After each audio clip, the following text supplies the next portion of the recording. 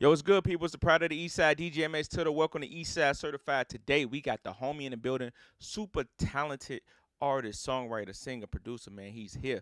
College is right here on East Side Certified. So, tune in, have some fun. Let's go.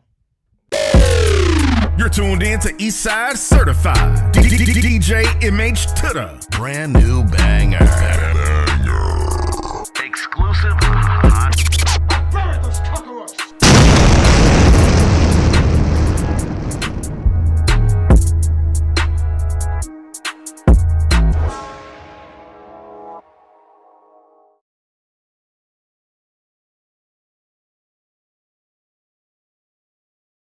Yo, what's good, people? It's the Pride of the East Side, DJ MH2da. Welcome back to East Side Certified. I got a very special guest in the building. Now, if you've been paying attention to the show and you've been following the show and what's going on with the whole East Side Certified movement, you're going to understand the connection that's made tonight. So, one of the first guests we had on the show was A-Way. Shout out to my homie A-Way, Hustle World Records. Everybody over there was good.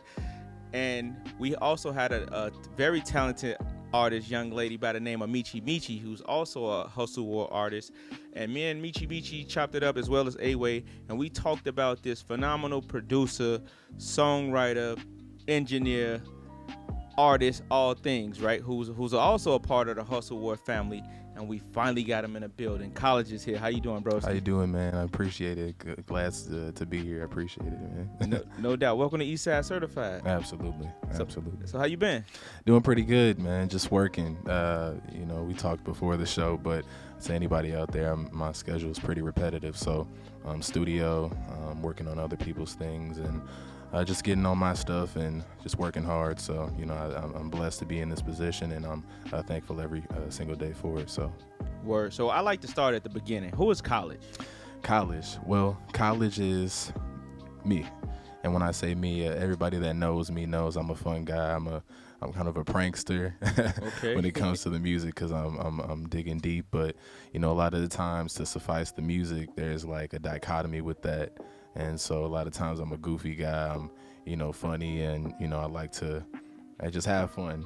So I like to joke around. Good food, hang out with my friends, hang out with my family, and I feel like I'm a pretty all around guy. I'm pretty regular person besides the music, and I feel like I'm real. So a lot of people can connect with me, and I'm just glad that people can connect with my music and make that connection. Dope. Yeah. So how you link up with Hustle War? Let's not go to Hustle War. Yeah, because that's family for me, right? So I get excited when we talk about Hustle War. But before that, how did you get involved in music, and when did you decide that you wanted to start taking it professional? Absolutely. Well, when it came to music, I was blessed to be in a position to where I actually got to be tutored by a phenomenal music teacher. I call her my main music teacher in just life, Miss Gail Salvatore from my school. And basically from then she saw something with me, but when it comes to that, I wasn't singing. I was actually doing orchestral music. So okay. Wait, what's that? Orchestral music. Like I basically orchestra type. Yeah. I thought I was on point.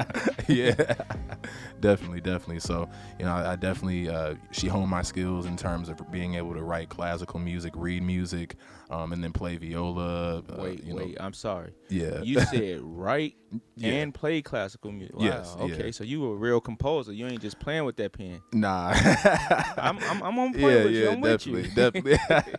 definitely, yeah. So, just make sure that I honed that, and after I graduated, I found out that I had a gift in singing, and I really pursued that, and I'm very influenced by the likes of Prince and things of that nature, wow. Singer, songwriter, producer. So I took it upon myself to pretty much learn the singing, the producing, engineering, the arrangement, and everything like that, and it basically came into fruition where you put in more than 10,000 hours, you progress and you find different ways to maneuver with that. So that's my establishment when it comes to music and how I got started. And, as I said before, it's how the name College came about, because that was around that time that I taught myself and learned, all of that, of those things in regards to music. So, yeah.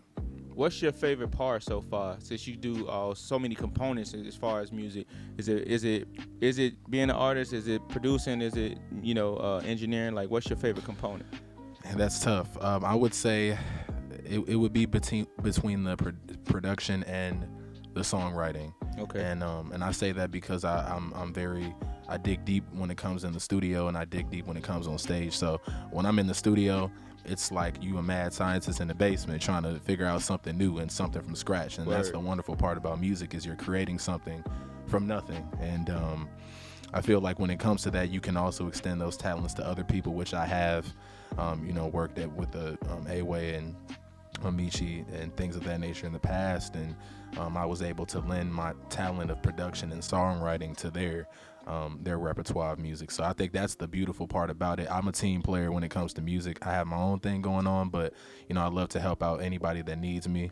There was a great saying, I'm great when I'm wanted, and I'm incredible when I'm needed. So those projects, I'm needed. I make sure that I come through as best as I possibly can. All right, so how did you become a part of the Hustle Ward team? What was that moment that you was like, you know what, I want to join and be down with everything Hustle Ward? Absolutely. When it came to Hustle Ward, the power of social media, man, is insane, because I would say around 2 years ago, this wasn't a conversation with me. I was still finding myself musically. I knew I had something, but you got to just keep on working and networking as well. So, social media came about. We had a mutual friend in terms of Michi, and was like, hey, you guys should work together. And I had never worked with anyone up until that point.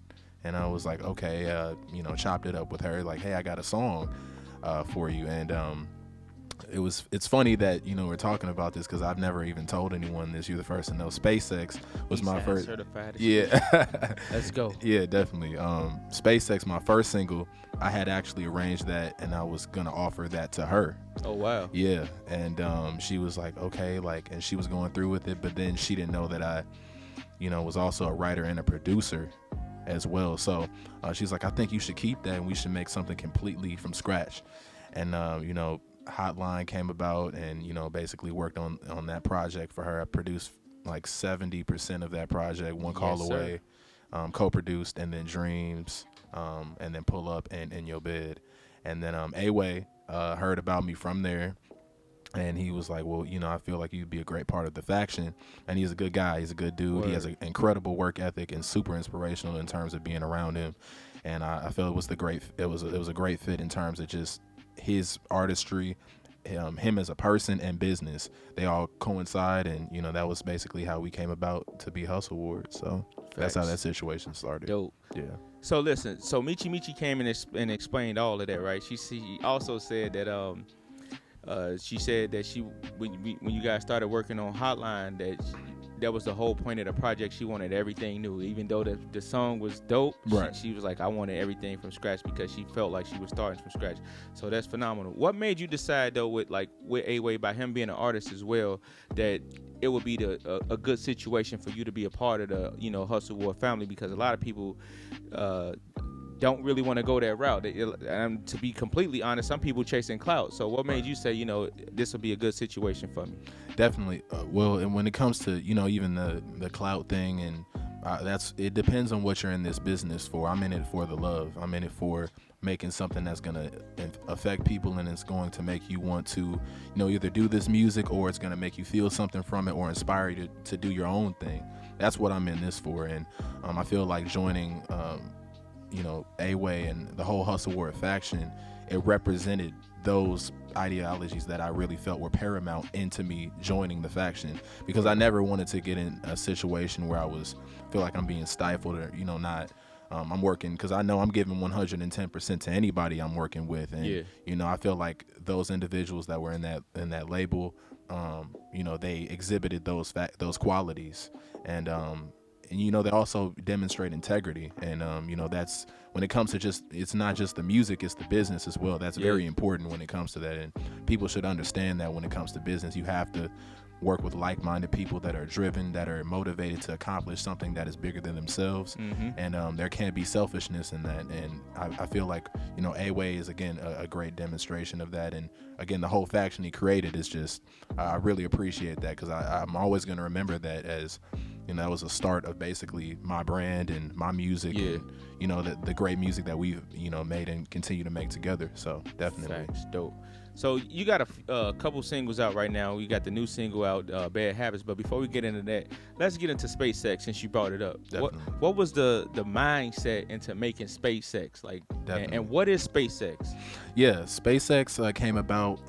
It's funny, again, when I met Michi, that song before we put it out was about maybe a year old. So Oh wow. yeah, yeah. So it was one of those songs that I was actually gonna scrap it when I recorded it, because anything I sing, I've been in this business, professionally for about a year and a half, and I have yet to record, yet to write any lyrics down. So if I freestyle it and I sing it and I don't feel it, I'm just gonna scrap it. I didn't feel it initially, but then I kept going on with the song.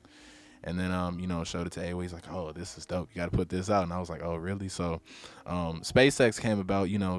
I've been in the studio so long, and you want to get with somebody, and I knew that if I'm feeling that type of way, then other people will feel that type of way. They want to be with somebody. But, I like to write from class. I like to have class in my music. So you may hear SpaceX and be like, oh, this is probably going to be vulgar, but I always make sure that I can have listenability when it comes to my music. So there's no cursing in it. There's no vulgarity in it. Carnality, if you want to say, talking about different things that may relate to sex. But yeah, basically that's what it came out, and I was like, this would be an interesting song to make a single. So that's basically how that song started.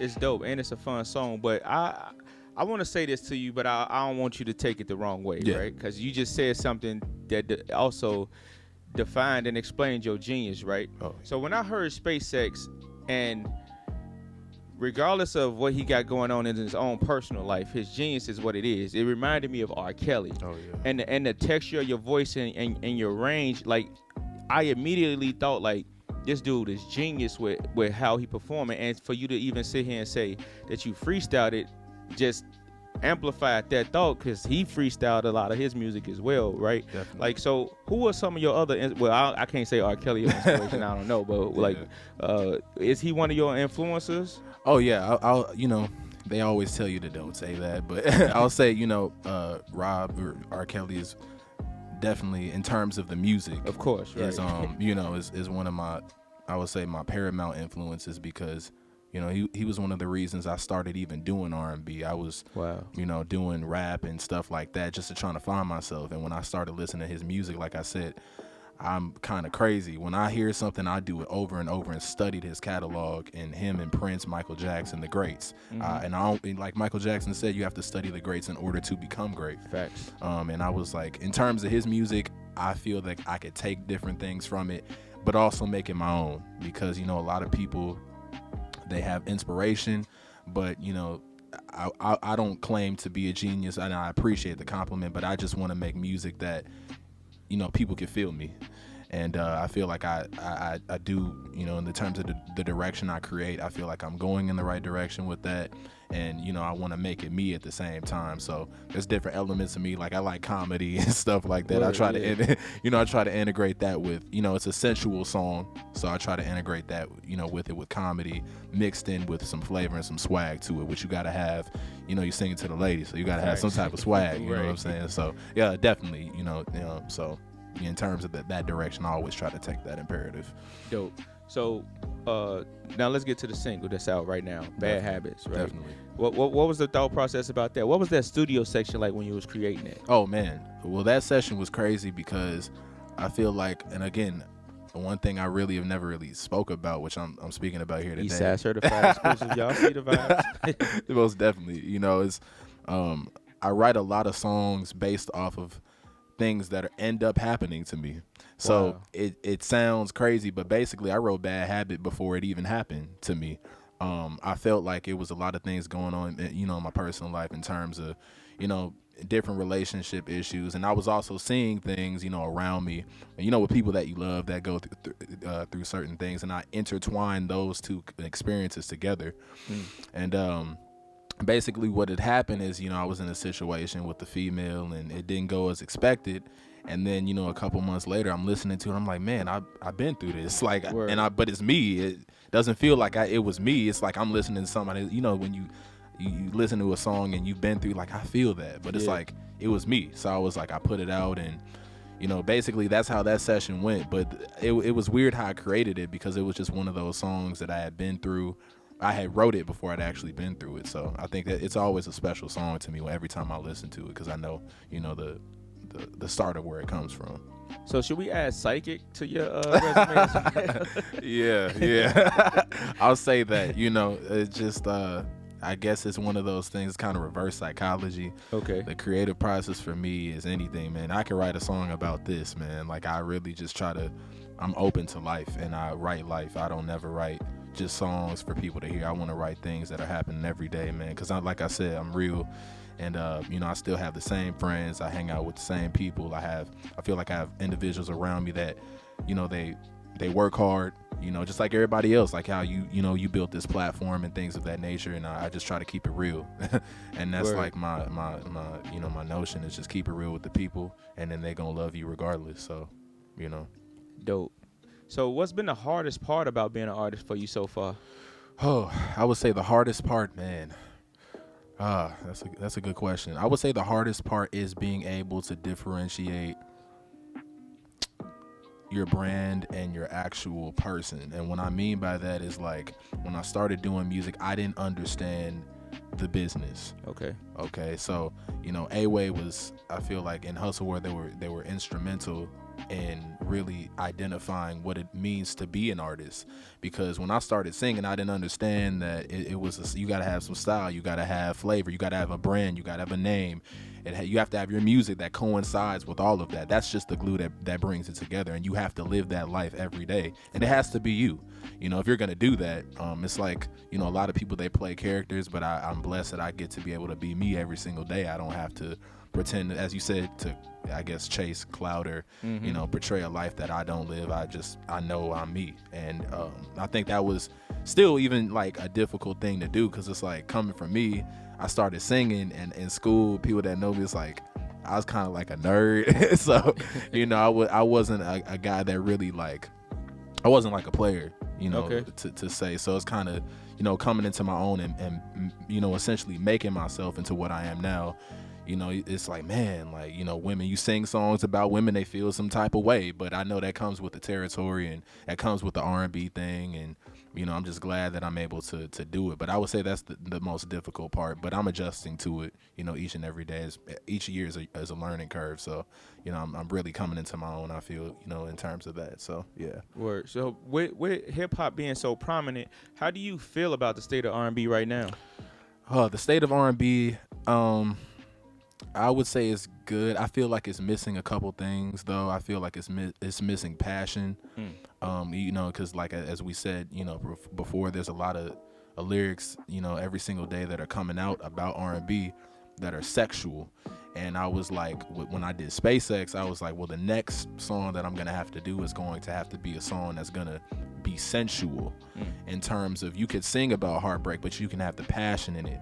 You can have the flair in it. You can have the swag in it while still begging for someone that, begging for their love. And, I feel like that's a lost artist. It's how you write. It's how you produce. It's how you sing. And I've always tried to embody that. And that's why I feel like it's missing, but you got a lot of great R&B artists, especially in Chicago, and even just around the, the world, that are really trying to put that back into the mainstream. But I just feel like overall, just the lyrics, the passion, and, just a little bit of swag when it comes to even being a guy that's talking about R&B, because people just always view R&B as like you're kind of soft. Facts. It's like, but no, you don't have to do that. You could sing, and you could still be, like I said, a real person. So, those are the elements I think that are missing. But, I think they're within the next couple of years, it's going to have an emergence. And, you got a lot of artists right now that are bringing that back. So definitely. Well, what's funny? Like, when you think about some of the R&B like R&B guys, and people think they soft because of the music they sing. They're some of the biggest gangsters in the world, right? Like, Definitely, some of the toughest guys in the world that you don't want those kind of problems with. So I really agree with what you're saying. So what about performance-wise, though? Have you got a chance to touch the stage yet? Oh, And with COVID going on and all of that stuff? Yeah, definitely. That's been another play in terms of Hustle Ward, is getting out there and performing, because it was like, at first we marketed as the producer doing Hotline and Ways World, just vibe, and then transitioning that into my solo career, and then now getting out there and hitting the road. So that's pretty much what we're doing now, and things of that nature is again doing promo and press for this record, and then getting out there and perform, because there's nothing like you could be in the studio all day, but when you step on that stage, you got to show that you real about what you do. You're not just a studio rat and just making music and that's all you do. You got to get out there and you got to perform. You got to make people feel what you're talking about and connect with them, because that's probably one of the most, you can't replace that connection. You can listen to a song, but seeing your favorite artist live, or sing live and you feel it, I mean, you can't replace that feeling, most definitely. Facts. So what's next? What's the overall plan? We getting an album, or? Yeah, that's definitely the plan.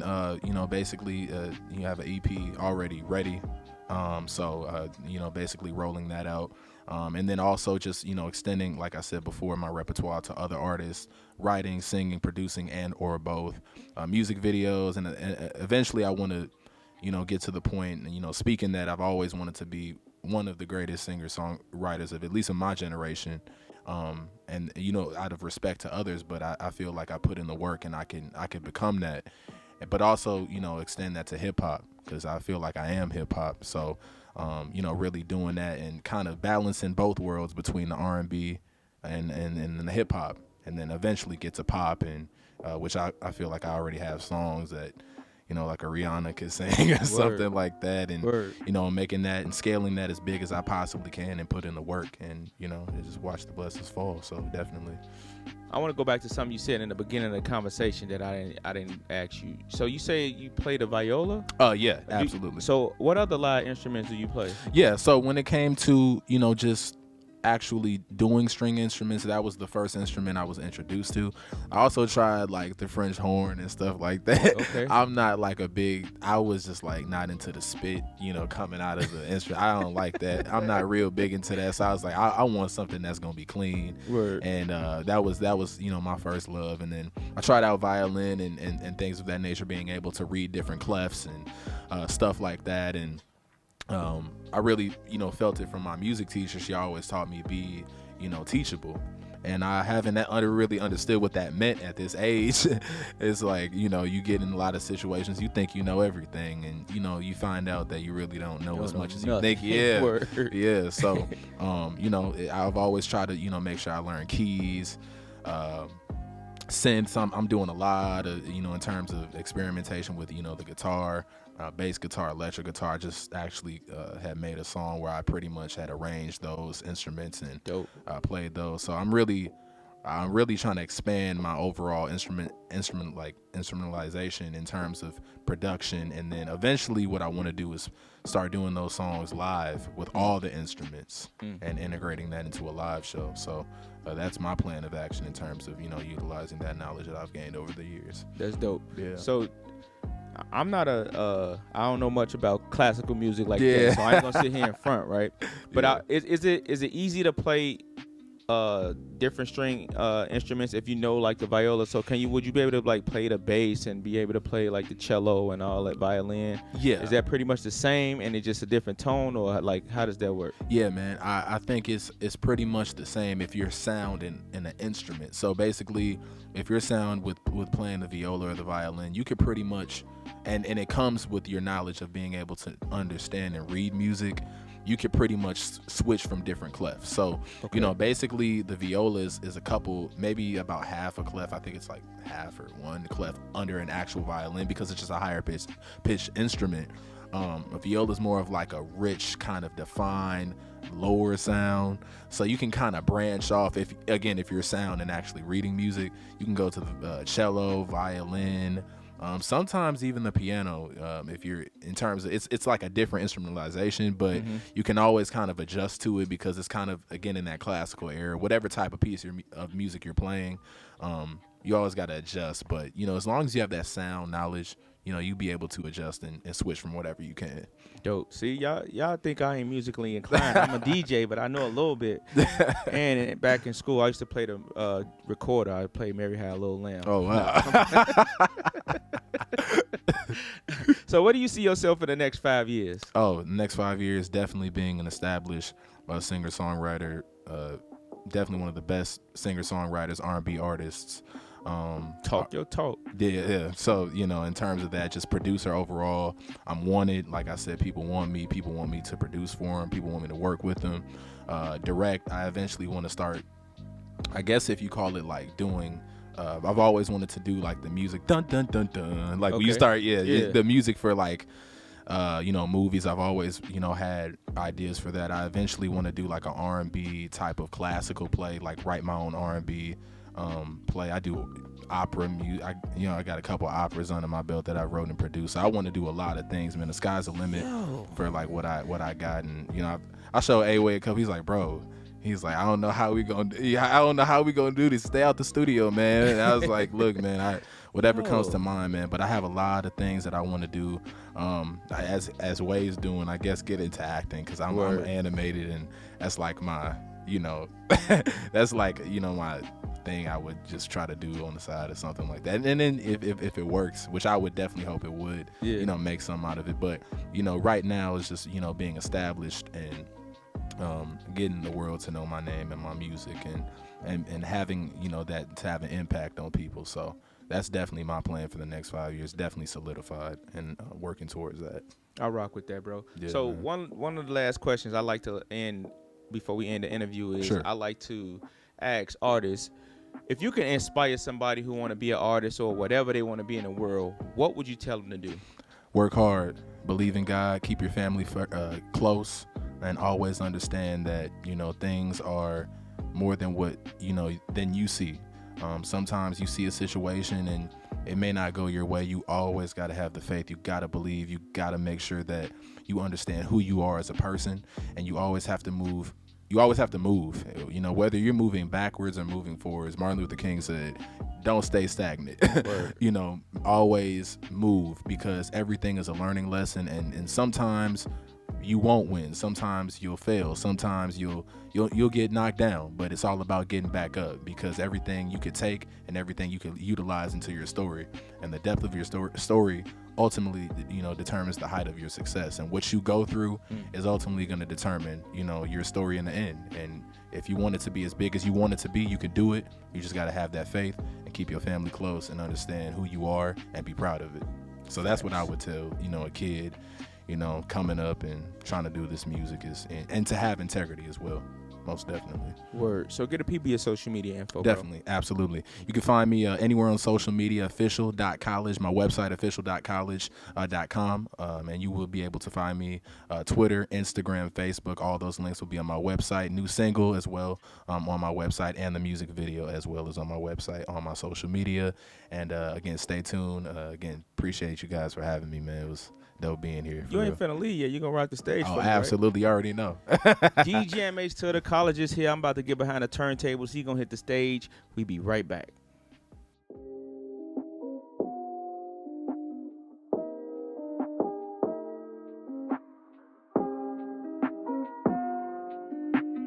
Eastside Certified. Are you in tune with Eastside Certified? If not, you need to be. Eastside Certified is a platform dedicated to underground and exclusive content.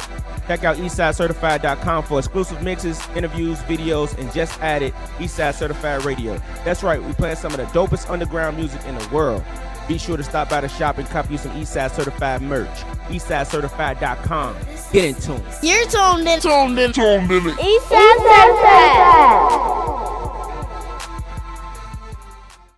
Yo, what's good, people? It's the Pride of the East Side, DJ MH2da. This is Eastside Certified. We got the homie Kollege in the building right now. He about to tear the stage down. I'm on those ones and twos, as y'all can see. Kollege, you ready to do your thing, broski? Let's get it. Let's go.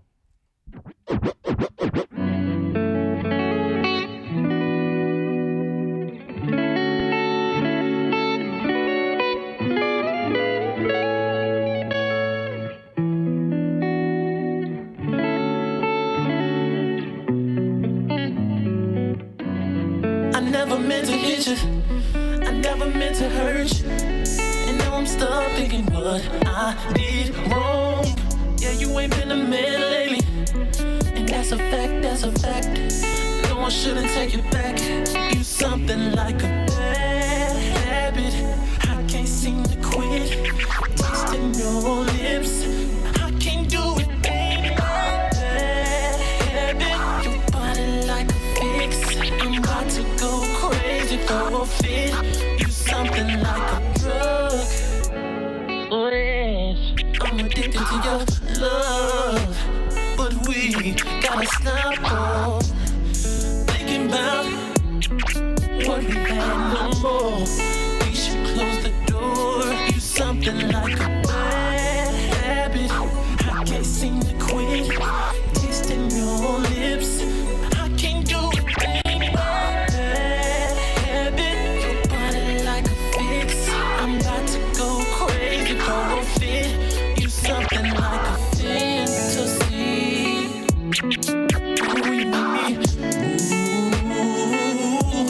I'm about your man. No, I can't get you out of my head. No, I can't know. You something like a bad habit. I can't seem to quit. Tasting your lips. I can't do it, baby. Bad habit. Your body like a fix. I'm about to go crazy, throw a fit. You something like a